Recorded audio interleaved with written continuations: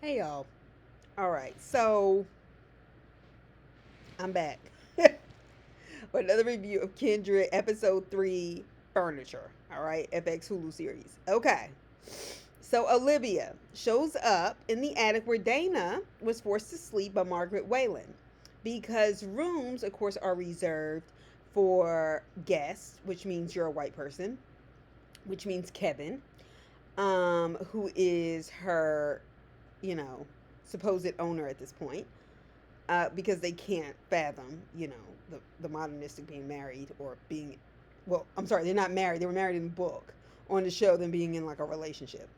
So anyway, they send her to the attic. Okay, Olivia, her mother who never fucking existed in the book. When we meet Dana, Dana is Octavia Butler is narrating Dana's story, letting us know that her parents died. Her mother died. Okay? Like she was not part of the story other than that. Now we have this whole woman who has apparently been stuck in the 19th century. By the time we get to the end of this, I'm probably going to be just in. Give me a second. Olivia, who doesn't exist in the book, who is a complete creation of somebody's imagination, and I'm not feeling it. All right. Um, and that was essential to the buildup of understanding who Dana was and kind of how isolated she was in her regular life. And now the mother is just here, and her name is Olivia. All right. Well, she manages to give Luke a tip, Olivia. All right, because her mother is free. I mean, and we know free, or I hope you know, free is loose for black people in the 19th century, especially before emancipation formally happens, even if you weren't enslaved. It wasn't like you were entitled to an education or had access to it. It wasn't like you couldn't be snatched up literally on the street and sold into slavery against your will. Your blackness incriminated you. So, anyway, she's not enslaved, but she's not exactly free either. All right, so anyway, so she says to give Nigel this bronze coin or whatever. And so she looks at Dana and she tells her, look, I could be in trouble for sneaking upstairs. And she said her and Margaret are not on the best of terms. And so Dana goes, well, why? And I was kind of like, why? Why in the 19th century would a free black woman in Maryland coming into the home of a slave owner's wife for any reason be on good terms? Of course they would be on bad terms. Why? Girl, Dana, come on, Dana. You were much smarter, quicker, and more adaptable in the book. Come on now. All right, so Olivia says it's because of her, but don't worry about the details or whatever. Okay. So Olivia's asking Dana, what did you do with the white patroller, the guy that had been on a horse before? She said, because I saw you disappear with him. And Dana's like, no, I didn't. She said she doesn't know how she keeps coming back and forth because she doesn't have power over it. But she brought Kevin with her. And Olivia gets excited, like, wow, you could take people back. Like, oh, you could take me back to 2016. Because apparently, Olivia, her mother, who was dead in the book and is now alive and an active character in this miniseries, wants to be taken back to 2016. How she'll explain this to her aunt, who she has a dysfunctional relationship as the nurse, I have no idea. It I'm sure will unfold in the next 5 episodes because we only have 5 episodes left of a great book that they are butchering. All right. Anyway, so Dana says she doesn't know exactly how, but she thinks it has something to do with Rufus. Now, in the book, Dana does realize that her and Rufus have a connection in the sense that he can call her back into the past.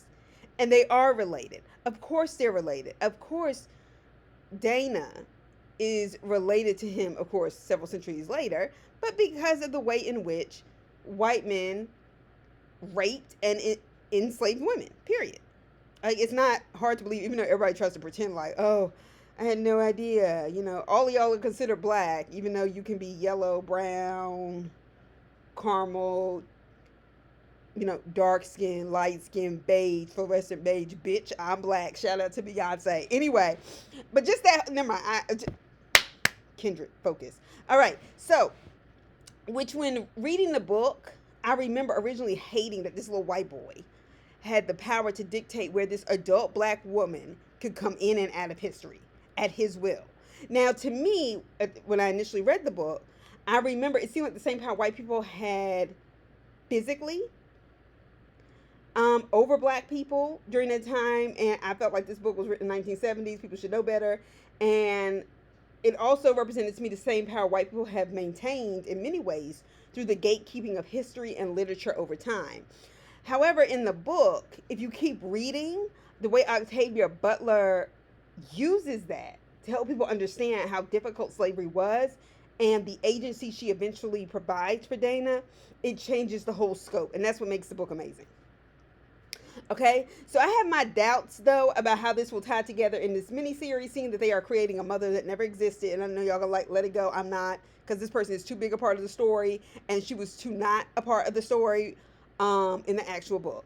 Okay, so I have my doubts about how this will tie together.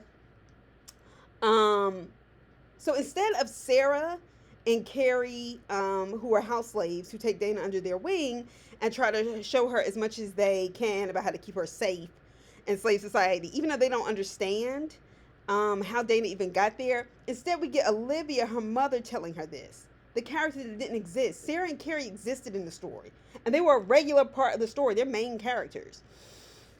So this series is a mess. It's a mess. It's a mess. FX Hulu. I had, like I said, y'all did the People versus O.J. Simpson. Y'all did Pose, and y'all really took a risk. And because FX had done those things so well, I said, you know what? Maybe, just maybe they'll get this right. Or at least it'd be right enough to where you wouldn't hate it. Okay. Anyway, so Kevin goes looking for Dana in the house. Okay. She introduces him to her mother in the attic, 'cause she had to sleep there. The mother asks him to distract the family as Rufus keeps ringing his bell because he wants Dana to come back and read to him. All right. Now, the only time that it has been addressed that Dana is able to read in the 19th century and allowed to read to Rufus has been when Rufus said, "My father's going to treat you like you stole something, even if you know how to read."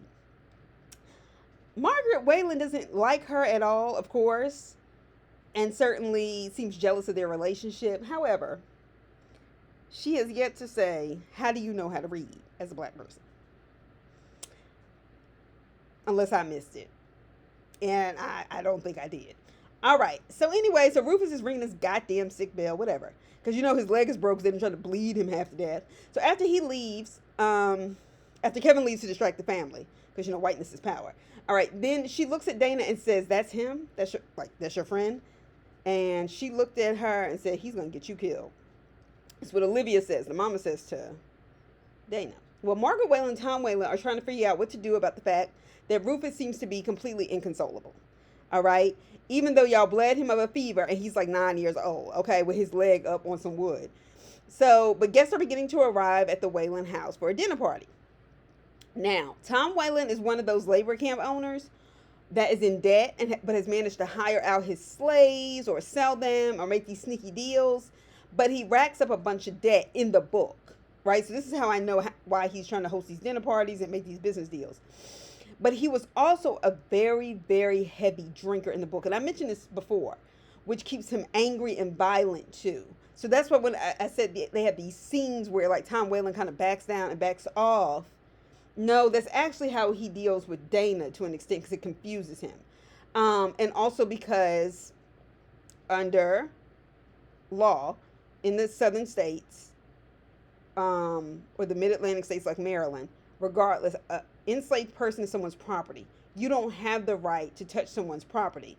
In other words, the owner of that particular slave has to beat them. And you certainly weren't allowed to kill them because they were property. They were moneymakers. They're free laborers. All right? So you can get a better history lesson from me than you can from this. Anyway, so Margaret Whalen is talking to the character we have no history of outside of the FX Hulu series, also known as Olivia, and calls her a wench and asks her what is she doing in their house as they go up to the attic. And she quickly says Kevin sent for her because Dana was feeling sick. So apparently Olivia is like what would be considered a root doctor or a midwife of the time. And that's how she's able to, make some money, I guess. So Tom raises his hand to quiet Margaret's hostile reaction as he proceeds to question her about the fact that he never heard any complaints about Dana's health, as if enslaved people, or people you perceive to be enslaved, or people who are black, could articulate their complaints without consequences, which is how they kept them enslaved and scared and fearful, because they were so abusive and violent toward them when they expressed themselves of any sort. Tom Whalen, get your life. Okay, so this whole Tom Whalen and his wife fighting like equals, like actually going back and forth in a marriage, is bullshit. And I don't know who wrote this and calls themselves giving agency back to white women of the time, because I guarantee you that's the thinking behind it. But it actually obscures their position of subjugation to their husbands, which is why when there are larger movements toward white women's freedoms and emphasis on white women's freedoms, because it doesn't happen for black women, period, until like 1965, but even other women of color. But white women's freedoms around marriage or suffrage, that's why it's a big deal in history, because previously it wasn't like that. So to do that, to try to call yourself giving her agency in a story where the black woman is the protagonist, who's supposed to have the agency she gains back despite slavery, and making it about Margaret Whalen in a way without saying it, but centering it around her whiteness and her pushback against the white man, is a distortion. And it takes away from a black woman protagonist, which is how Octavia Butler was bucking the system when she wrote this book. Woo, child. Black women have been writing for centuries, trying to put, and then y'all going to do this kind of foolishness. And I know a black man helped write it. I forgot his name, but I remember looking him up, and bruh, miss me. All right, so pretending that certain people had more power than they actually did does a disservice to the book, but it also does a disservice to what I believe as a learned person and someone who has a PhD in American history. I think it does a serious disservice to what I believe to be a solid work of historical fiction, which everybody can't do well, and Octavia Butler did brilliantly. So Olivia,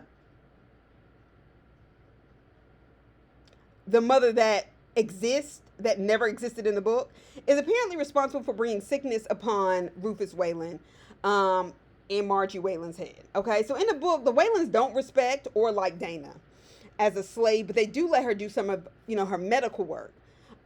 Because she had a basic knowledge, of what it was in the 70s. And in this case, it's 2016. That part doesn't bother me, in terms of modernizing what was supposed to be modern about the book at the time. But this historical distortion is driving me crazy. So Tom Whalen asked Kevin, how long has it been since he has procured his slave Dana? Raped. Okay, assaulted. And he says, well, you could have two for the price of one. And what he was essentially telling Kevin, who in this story, whether it's in present time or in slave times, he don't know nothing about nothing. He don't know much of nothing. So, but Tom Whalen was essentially implying that during slavery, whatever the mother was, the child was. So any child born to an enslaved woman was automatically a slave and was still the property of the master, which means that child that was born could be bought and sold at the enslaver's will. All right, so he's suggesting to Kevin, if he gets her pregnant and lets her deliver, he could then sell that child and get back all the money for the stuff that the bandits stole from them, which is how they ended up at the Whalen's doorstep anyway. Okay, and that's it? Yeah, I know. So he also tells him that Olivia has been good in providing stock for him, essentially giving birth or helping enslaved women deliver babies that would be his property, which lends itself to why Margie hates her, because she has some relationship with her husband, or because she is delivering children that he is making with enslaved women, which is where Margie's resentment comes from. That was not uncommon in slavery. Frederick Douglass's narrative was, whatever. So, no, this is deeply problematic, though, in terms of stereotypes and not what's in the book, though. So the idea or suggestion of a relationship, I want to be clear about this, is ridiculous between enslaved women and slave owners. Okay? Let me tell you what it's not. When you own a human being, As I explained, chattel slavery is the owning of human people in deed and in policy as property. That means they are no longer considered human beings under law. When you own a human being, sex is never consensual. Ever. Ever. You don't have a choice in that. Okay? So that needs to be understood. Ever. It, it can't be. So anybody who tries to give you this bullshit about the possibility of attraction, black and white, I've heard it all. Tries to give you this bullshit about the possibility of attraction and so on and so forth, has no idea what the hell they're talking about. Yes, women who are trafficked for sex may find a man, for example, aesthetically pleasing, but does not have a consensual choice without abuse or consequences, even if she's 18 or older, just so you know. And if that helps you understand, it was never consensual. Miss me with the Sally Hemings bullshit. She was 14. Thomas Jefferson was a pedophile. Fuck the bullshit. I'm not here for it. Go read 400 Souls, edited by Ibram Kendi and Keisha Blank. Go do your reading. I've done mine. Okay. Anyway, so they had this dinner party where Tom Whalen basically is inviting, like, people in upscale society around Maryland so he can try to get in their pockets and basically clear up his debts. Tom Whalen invites Hannah Brodus, who is the sister of his widow. Okay, so his first wife had passed. Now, in the book, it was clear that Margaret Whalen was his second wife and was from a very poor background and married into the Whalen family, Tom Whalen, and then got the money that Tom Whalen had, as people do when they get married, and into his, planned labor camp owning, money. But the gag was that Tom Whalen got his money from his dead wife's family. Okay, so that's why we're getting this scene. So Margaret is receiving like little slights and insults from Hannah and is mad at Tom that he even invited Hannah Brodus to what I'm looking at as a debt relief party with other rich whites to get him out of debt. But he's like, I don't care. Look, this is what we need to do to get the money. So he's kowtowing to Hannah and Charles Brodus, her husband, who we saw at the beginning in the first episode. And I think to most people, it was kind of unclear of his role if you've never read the book. But because she has the power to convince her husband to invest, Hannah Brodus does, to invest, to lend, to give Tom Whalen the money he is looking for. Which means Margaret will just have to deal, all right? And he's made that clear. But they have Tom Whalen just kind of like, he's much weaker in this miniseries than he ever was in the book. And so to me, it's going to be difficult for me to see the contrast, which was a relatively distinct contrast between Tom Whalen and Rufus. Not because Rufus wasn't racist when he takes over the plantation, the labor camp. But it's going to be hard for me to contrast those characters if y'all are making him look so weak now. Anyway, so I hope the intention of showing us this was not to make us feel sorry for Margaret, with all the unspoken yet clear discomfort and hurt feelings she has in the process of Hannah Brodus treating her like the pig farm that she came from. You own people, honey. I ain't checking for you in this show, and I damn sure wasn't checking for you in the book, and I ain't checking for you even in your fake death. All right, anyway, so then we get this ridiculous scene. And I really do mean ridiculous, where it was real Quentin Tarantino. All right, so then we get this ridiculous scene where black enslaved children come in with this bumblefuck shit on, like furs and stuff that I felt like was supposed to be kind of an imitation of indigenous peoples, or what some of you will refer to as native people from America. I didn't know what they were trying to imitate, but it was like that kind of garb, but then it looked like junk. Like I don't know what they were trying to do in the scene. And they dance around in a circle as the white people clap this one beat. And then Margie says, well, here's the entertainment, because me and Rufus were going to do something, but he's sick. So then she says to people there, she said, let's show our appreciation to the kids who are just doing a circle dance. And then they throw oranges on the floor, and the kids, fall to the floor and pick them up and take them out. And they leave the party, the enslaved children.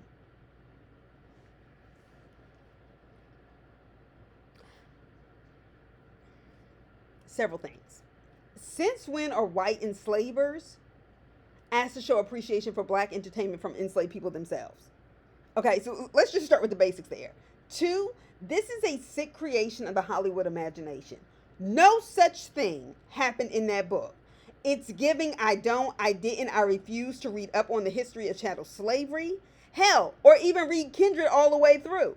But I know it's bad, so I know slavery was bad, so let me put a wild scene in here like this to indicate how bad just slavery was. Look at those blackies having to go around that garb and then pick up oranges off the floor.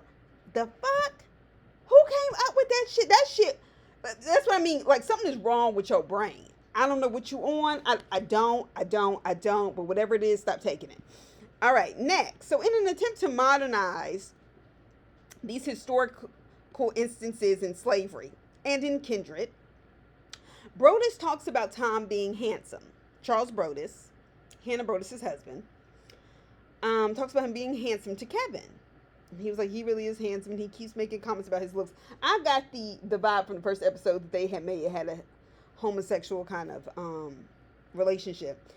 But Charles Brodus makes a homosexual pass at Kevin by groping his penis at a dinner party. Now, I told you I could tolerate, as much as I could, the idea that Dana is existing in the year 2016 as opposed to 1976 as she did in the book. Because the book is demonstrating modernity, right? Like, in contrast to enslavement. So I can let that go. But this whole half-ass Me Too LGBTQ situation without substance, and it's just given messy, poor writing. Not like it's not, and this is not somehow, oh, gay people never exist. That's not what this is. What this is it's a historic. It's not done well. It wasn't in the book. I don't know where you're going with it, but this whole episode was some fuck shit. So anyway, then we get this scene with Temperance. Temperance is the daughter of Hannah, the sister of Tom Whalen's widow, and Charles Brodus, right? She's a red-haired and freckled little white girl, and she comes up and to go see Rufus in his bedroom. And basically says, look, I guess our parents are friends, so I wanted to come up here. They said you're sick. And then she looks at his toy, the toy that he got from Carrie. Carrie's an enslaved girl who works for the Whalen family. And Rufus he goes, I got it from my friend. My friends that are, basically slaves. So he says, like, my friends. She was like, you're still friends with your slaves? And so she basically takes something in the room and she breaks it and tears it up on purpose.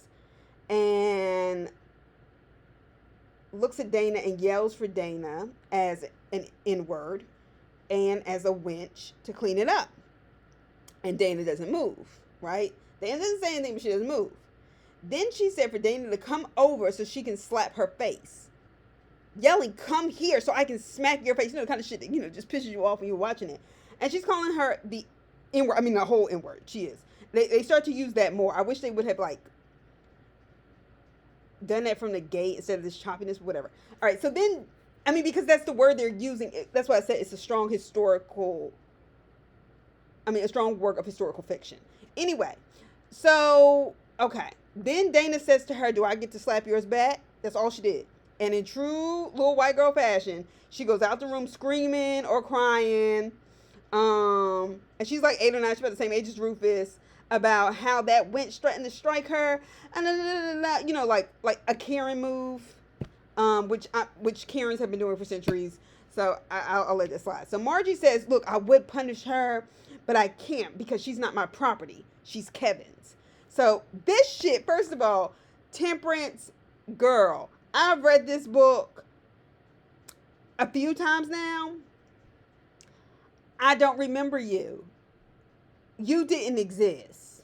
The Brodus were in there, but you didn't exist. And you didn't do that. Matter of fact, this shit just didn't happen. There were multiple scenes, though, where Rufus did some bratty shit like that to Dana. And she got his ass all the way together in the book. But what the fuck? Like, why is it so hard for Hollywood writers to read and to lean into the integrity of the story? Like they have the script. The script is the fucking book. This is just like wild shit. Like what the fuck? Like at least Django wasn't based off nobody's historical novel. We actually know that was just Quentin Tarantino's imagination gone wild. Like, but like, huh? So anyway, then Kevin, after being yelled at, for Charles Brodus's leaving, he's getting yelled at by Tom Whalen because Charles Brodus left after, basically he was like, no, I'm not gonna punish my slave, and he tells him that, well, I can't because she's pregnant and I don't want to mess up my property, right? So Kevin comes up with some excuse, because Dana says, well, I'm pregnant. She's not, as far as we know. As far as we know in this miniseries, she was never pregnant in the book. Okay, so Tom Whalen was like demanding an answer. What made Charles Brodus never leaves without getting what he wants? And Kevin just looks at him and says, well, he said, what did you say to him? He said, well, what happened between you two when you were by yourself, or something to that effect. And he goes, well, he grabbed my genitals. Tom Whalen just starts laughing hysterically and says, and Kevin goes, well, look, we have to go. Me and, my servant. We have to go. And Whalen laughs and just celebrate and says, hey, we'll celebrate when you get back, after he tells them, that we're going to go. So once again, it's okay to show black pain if a white person is victimized too. So after we get a scene where Dana is being lied on, called a nigger and a wench by a little white girl who believes in her superiority automatically because this woman is black and she's nobody's slave. Now we're going to talk about how Kevin, the good white person, was groped, which never happened. It's like black people can't have pain without white people trying to have it too, so they don't have to take responsibility for what's happening. I'm disappointed. All right, so then we get this scene in the slave quarters where Sarah was actually the person who took Dana kind of under her wing because she had to, as a house slave or whatever. Where Sarah, who nursed Hannah Brodus, Hannah went out to the slave quarters to see her. She didn't call her in the house. She goes up to the slave quarters to see her at somebody else's house. Since when? Girl, bye. All right. So anyway, then we get this scene in the slave quarters where Sarah's telling Hannah, who nursed her as a child, that Margaret Whalen sold her sons for furniture that had been in the family. And she was like, that furniture was good enough for your mother, for you, for your sister, and y'all are real ladies. They're having a whole conversation out there in the slave quarters. Now, in the book, Sarah does talk about how Margaret came from a poor background and took to mistreating enslaved people so heavily to prove her worth because she was poor. And she had been there with Tom Whalen's previous wife before she died. And she hated her for it. She also had most of her children, 4 of the 5 of Sarah's children, were sold, except Carrie, the little enslaved girl that we see in the miniseries, because Carrie was a mute and was not considered useful, and therefore they could not sell her for an appropriate price, which Sarah actually in the book talks about how she's kind of grateful that she does have a handicap, so she got to at least keep one of her children. Now, in this miniseries, she has the kids sold, for furniture and that kind of thing. But the bottom line is those kids were Tom Whalen's. And the resentment and the jealousy that Margaret Whalen showed towards Sarah for being a victim of her husband's sexual assault was to have her children sold off. Okay? But Hannah, of course, gets to be depicted being the sympathetic white woman that doesn't actually even like Margaret Whalen in the first place. So would go to the quarters to see her beloved slave who nursed her and is listening to the story with care and feeling. And when it gets to the end, she's pregnant and telling Sarah, I'll miss you, but she ain't gonna free you. Okay. Anyway, so meanwhile, her daughter Temperance is the same one who was threatening to slap Dana's face and saying that she had basically been taught that at home. And as she lied and cried those white tears and wanted Dana punished. But we supposed to believe that her mama, who loved Sarah the slave, hadn't taught her any of this. She gets to be a good white person. This is what I mean. Like this shit isn't even believable. Slavery didn't last 2.5 centuries in this country, and for the record, longer than we've been technically under law free in this country, because there were a bunch of good white people and it was just a small amount of bad white people. Yeah, it is a problem that only 4% of white people own slaves in the United States of America. It's also a problem that poor whites, everybody else, even small land owning whites, continue to vote for policies that supported enslavement because they believed in what W.E.B. Du Bois called the psychological wage of whiteness. No, I may not economically be able to compete in the market because as long as there are millions of enslaved people forced to do work for free, yes, poor white person, you're not going to get a competitive job because somebody can always pay a black person less, if at all, in the South and in the North, hardly anything. But they continue to vote for those policies because they believed in white supremacy. So miss me with the bullshit. It doesn't last that long because of a few bad people. Cut it out. Cut it out. All right. So Olivia originally, we get the scene back at the house of Olivia, the mother, who's dead in the book, but who is alive and kicking in the 19th century and is just stuck there in the miniseries.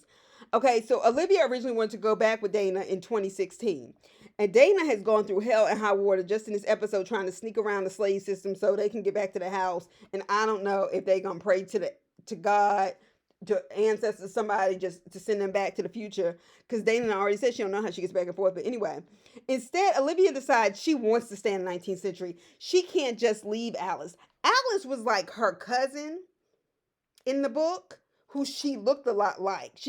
Olivia didn't exist. Her mother didn't exist in the story. She goes back in history and sees her descendant, Alice, and that's why they look alike or whatever. But instead, Alice is a little girl here, and Olivia is taking care of her. And she says she has a desire to stay in this slave society in Maryland. She's not enslaved, but she has a desire to stay here because even though she's technically free, she has no rights to education or voting or anything else, but she would much rather stay in 19th century instead of going to 2016 because she can't leave Alice by herself. Well, hell, if Kevin can fucking go back in 2016 and she gonna take him and they ain't even married like they were in the book, you can damn sure hold Alice tight and hope y'all get back to 2016. Stop playing with me. Hollywood, Hulu, FX Hulu, whatever the fuck it is. Stop playing with me. So then her mother poisons her. Poisons her so that Rufus will be scared enough, because the only thing that will scare Rufus is death, will be scared enough to call her back because he fears that she may die. Her mother poisons her. And her mother thinks she's pregnant and still poisons her.